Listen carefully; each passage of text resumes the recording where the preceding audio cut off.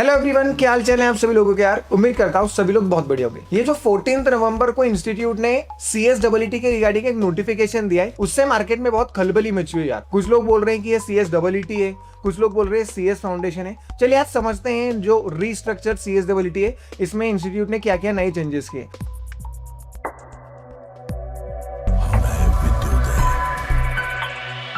तो मेरे साथ में CS विराजमान है सर, और हम दोनों कुछ छोटी मोटी बातें करते हैं इसके बारे में कि क्या क्या चेंजेस इसमें आए। तो विराज सर, पहले तो यही बताइए कि CSEET, CS foundation, restructure CSEET ये है क्या, इस पे थोड़ी सी लाइट डालिए। अरे कोई मेजर चेंज नहीं आया है। कुछ लोग इसे CSET रीस्ट्रक्चरिंग नाम से जान रहे हैं, कुछ लोग इसे CS फाउंडेशन बोल रहे हैं सर, बट ये one and the same thing है। इसमें कोई भी कंफ्यूजन की दिक्कत नहीं है। CSET restructuring is equals to CS foundation. Okay, तो मतलब आप इसे CS फाउंडेशन बोले या रीस्ट्रक्चर CSEET बोले, कोई फर्क नहीं पड़ता। पर फिर भी अगर कुछ लोग फाउंडेशन बोल रहे हैं तो क्या इसके अंदर कोई चेंजेस किए हैं क्या इंस्टीट्यूट ने इस बार? इंस्टीट्यूट ने इस बार एक मेजर चेंज लाया है कि जो भी पहले ऑब्जेक्टिव बेस्ड हुआ करता था CSET में exam pattern, that has been shifted to return session. अच्छा, मतलब पहले जो MCQ गोले भर के पास हो रहे थे अपन लोग, अब उसकी जगह इंस्टीट्यूट ने क्या कर दिया कि आंसर लिख करके आना है। यस, तो सब्जेक्टिव पेपर रहेगा। ओके, तो चारों पेपर जो पहले हुआ करते थे वो सबके सब ऐसे ही हो गए क्या? नहीं सर, इसमें 4 सब्जेक्ट रहेंगे मेनली। पहला सब्जेक्ट जो रहेगा that will be business communication. ये 100 मार्क्स का पेपर रहेगा, 3 आवर्स का पेपर रहेगा, सब्जेक्टिव पेपर रहेगा। Second one will be fundamentals of accounting. ये भी 100 मार्क्स का रहेगा, 3 आवर्स का एग्जाम रहेगा। ठीक है। Third will be business laws and management. Okay, ये एक ऑब्जेक्टिव बेस्ड पेपर रहेगा। इसके लिए 100 मार्क्स रहेगा, बट आपको जो टाइम अलॉटेड है that will B for 2 hours. And last will be business economics and environment. ये भी 3 आवर्स 100 मार्क्स का पेपर रखा गया है। ओके, मतलब पहले भी 4 पेपर हुआ करते थे, अभी भी 4 पेपर है।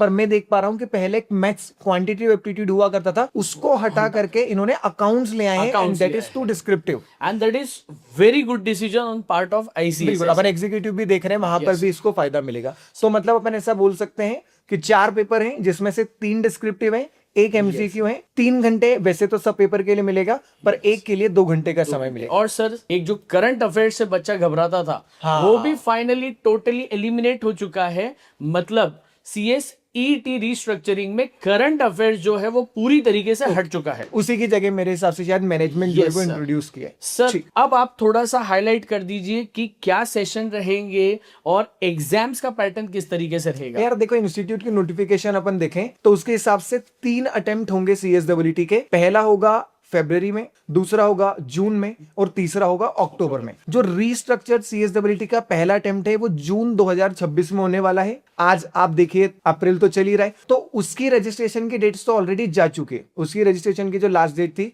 वो 15 फरवरी थी। तो आज अगर आपको CSEET देना है तो आप अक्टूबर अटेम्प्ट के लिए एलिजिबल है, और उसके लिए रजिस्ट्रेशन की लास्ट डेट है 31 मई। हमारे पास में काफी समय उसका रजिस्ट्रेशन हम करवा सकते हैं, और फिर उसके बाद एक अटेम्प्ट होगा अक्टूबर में। तो 3 बार साल में इसकी एग्जाम्स होगी। मतलब अभी भी कोई स्टूडेंट स्टार्ट करे तो अक्टूबर तक की प्रिपरेशन इजीली हो सकती है और वो अपीयर कर सकता है बिल्कुल आराम से। अभी तो बैचेस स्टार्ट ही हो रही है सब जगह पर, तो अभी तो ये वो समय है जिसमें आपको इनरोल करवाना है। अभी MP बोर्ड के रिजल्ट आए हैं, CBSE के रिजल्ट आने वाले, तो अभी तो बिल्कुल भी लेट हुए ही नहीं। It's a perfect time to enter into the CSEET। Sir, fee structure भी एक बार आप बता देते कि ICSI ने फी स्ट्रक्चर का क्या बाइफर्केशन किया हुआ है। तो फीस स्ट्रक्चर का कुछ ऐसा है कि 7,500 रुपीज रजिस्ट्रेशन की फीस है, उसके अलावा 1,500 rupees SIP student induction programme के आपको देना है। तो ओवरऑल 9,000 रुपीज जो है वो रजिस्ट्रेशन के रहेंगे। इसके अलावा हर बार जब आप एग्जाम देंगे तो 1,500 रुपए का एग्जाम फॉर्म आपको भरना पड़ेगा जब आप एग्जाम देंगे। और ये जो रजिस्ट्रेशन 9,000 का किया है that will be valid for 3 years, 3 साल के लिए आपका वैलिड रहेगा। मतलब सब प्रैक्टिकली देखे अगर हम तो 2 पार्ट में बाइफर्केट कर दिया है।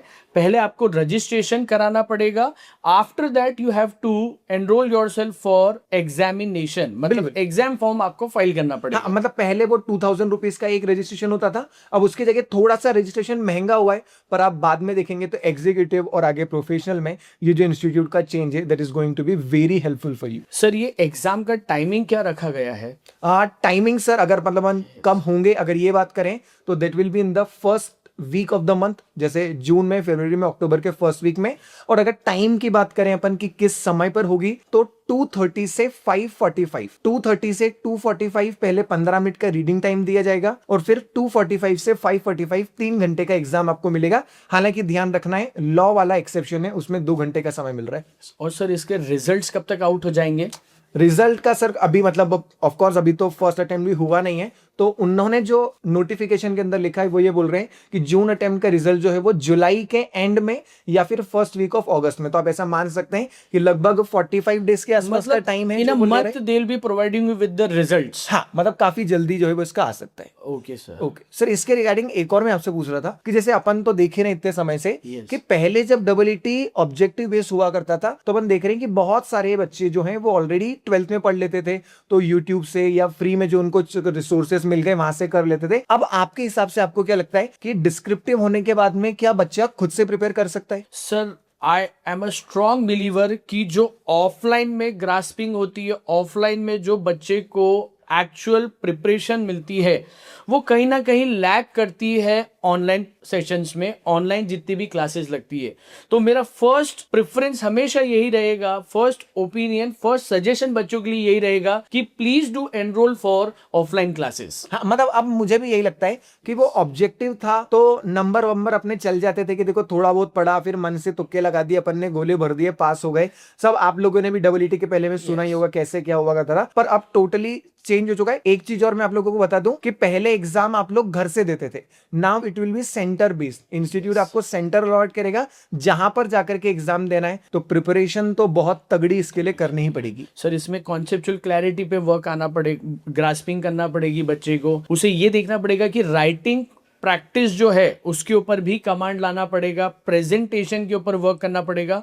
So it is highly recommended कि आप ऑफलाइन क्लासेस के लिए जाएंगे तो it will always be very positive from the perspective of student preparation for exam. ठीक है, एक चीज और, Yes. पासिंग परसेंटेज के रिगार्डिंग, या मतलब passing percentage in the sense में पूछ रहा हूं कि पासिंग क्राइटेरिया क्या है? क्या 100 में से बच्चे को 80 नंबर लाने पास होने के लिए? सर क्राइटेरिया बहुत ही सिंप्लीफाइड रखा है, आपको हर सब्जेक्ट में 40% मार्क्स लाना रहेंगे। ठीक है। और सेम सीएस एग्जीक्यूटिव प्रोफेशनल जैसा पैटर्न फॉलो किया है कि आपको ओवरऑल एग्रीगेट 50% का रखना पड़ेगा। ओके, इंडिविजुअल सब्जेक्ट में 40 एंड ओवरऑल 50, मतलब sir. 400 में से 200 नंबर लाने हैं, और हर सब्जेक्ट में कम से कम 40 होने चाहिए। ठीक है, ऑल सेट। हाँ, मतलब मेरे और हिसाब से यही बहुत कंफ्यूजन थे जो Yes. बहुत सारे बच्चे मार्केट में फेस कर रहे थे। बिल्कुल रोज इसके रिगार्डिंग क्वेरीज आ रही थी, आपके पास भी मैसेज आ रहे थे, दिलमाज आ रहे थे सर, मेरे पास में मैसेज आ रहे थे। तो हमने सोचा कि एक क्यों ना छोटी सी 5-7 मिनट की बातें ही कर ले, ताकि आप लोगों को भी क्लैरिटी मिले। तो अगर आप लोग अभी तक इंतजार कर रहे हैं सीएसडब्ल्यूटी के बारे में, कंफ्यूज थे क्या करना है कैसे करना है,